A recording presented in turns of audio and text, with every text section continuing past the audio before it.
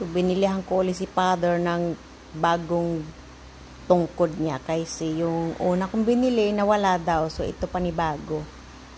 Bibigay ko na sa kanya. Akyat ako sa taas. Akyatin ko si Father para ibigay sa kanya ang kanyang tungkod. Father! Yan si Father. Bibigay ko na yung bago niyang tungkod. Oh, hindi na siya masyado ito yung tungkod ng Father.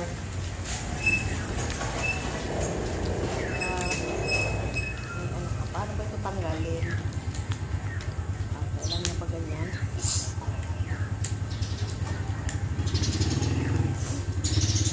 Paano ba ito? Dali. Tanggalin ko na. Tatanggalin ko na.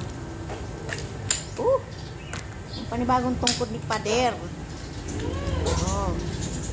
O tayo, tungkod. Hindi ito pamalo ng bukpun mo lang ito pag naglalakad. Baka mamaya manghataw-hataw ka na naman dyan.